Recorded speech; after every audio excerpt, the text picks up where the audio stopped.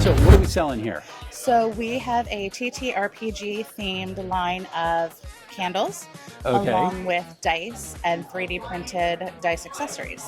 Awesome. So let's talk about these candles for a second. They are D&D themed because they're based on the classes, terrains, and some spells. Serial killer. What scent is that? So that one smells like a super fun, fruity cereal. That's awesome. And we have dungeon. That's cool. Where did you get these, or do you make them? So we hand make all of our candles, and we do all of our own 3D printing. No way. Good for you. So how did you get into the candle business? How did you get into making them? I lost my job of 17 years, and my husband told me I needed a hobby, so I took a candle making class, and it has bloomed into this.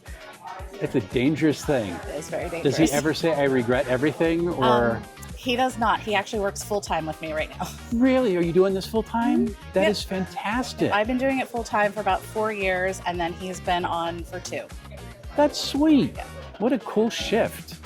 So you got it through the candle making. How do you procure all your stuff for your scents? So everything is locally procured from the state of Pennsylvania. Okay. With the exception of a few fragrances that, have nostalgia behind them that we have to get from other places that we can't get in the state. Gotcha. Are they like extracts, or how do they get put in? I don't want your trade secrets. I'm just kind of interested in how this actually works. So we use fragrance oils that are formulated by chemists to be safe to burn. Okay. Because we don't want to explode or pass out from poison. Don't want to make things more flammable than they already are. Yes, good idea. And they are soy wax with a cotton wick. That was my next question. Very cool. And you get these locally sourced. You can get just about anything in Pennsylvania. Yes. Especially out in Lancaster, because there's places that make things that smell. Yeah. And we are very fortunate for that. Yes, absolutely. And so you do this. And what gave you the idea to do it for the different classes? So that was actually my husband's idea. I started the candles, and then he said during COVID, let's put dice on candles. And I said I didn't think it was going to work, so we put dice on candles, and it worked. Never underestimate the people who just are dice goblins and they want the stuff. So, it has a mind of its own now, and we just let it do its thing. That's awesome. Where can people buy these aside from conventions?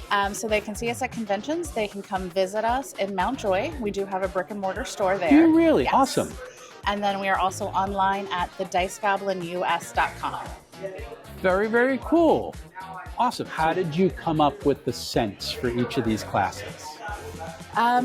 Sometimes I say, I think this is what it should smell like, and sometimes my husband thinks what it should smell like. And then we also have collaborations with other small businesses. So our monk candle in particular comes from Brian. It should be down here. The monk, down here. I missed it. That is Brian from Comic Store West. He plays a monk. He said, I think it should smell like this. So he gets his name and his face on our candle, and then he also sells everything in our store, his store as well. That's awesome. Now, I don't want to tank your sales for your other candles. What is your favorite one? My personal favorite is the Paladin. Okay, we like smiting things. So what does the Paladin smell like? It's actually a very clean kind of ocean fresh air scent. That's awesome. And then our number one seller is the Rogue, which is a champagne and red berries. Sounds about right. So cool. And second breakfast, I actually love that. Yes. Because you have to have second breakfast for that. And all right, now this is for me personally, because my day job is I'm literally a pastor. So the cleric, lavender, sage, rosemary. Did we just want to smell odd, or what are we trying to? It's a very calming, relaxing scent. You know what? I'll take. Now let's talk about some of your 3D printed stuff. So we have dice towers, dragons. That's insane, by the way. And there's skull dice towers there? Yes, they're skulls. They roll through the eyes, and the dragons roll through the mouth. And I like the 3D printed dice. D20s with the dice, 2 full sets inside. And then our dragon eggs also have 2 full sets inside as well. Oh, cool. Now, did you get the models to print? Have you designed any of these? So the ones I have with me today, we have licensed from the creator to be able to print them and sell them. And then we do have some that he's working on his own. Really? Oh, I'm looking forward to seeing what those are. It's neat to see people kind of branch out and just do their own molds to stuff. It's really, really cool. Very, very fun. So you are at conventions. Yes. You're here. Are you going to be at Page in the next year? Yes, we will be at Page. We will also be at Origins in June. You're going to the big ones too. We are, yeah. Well, you are a full timer, so that does Yeah. make sense.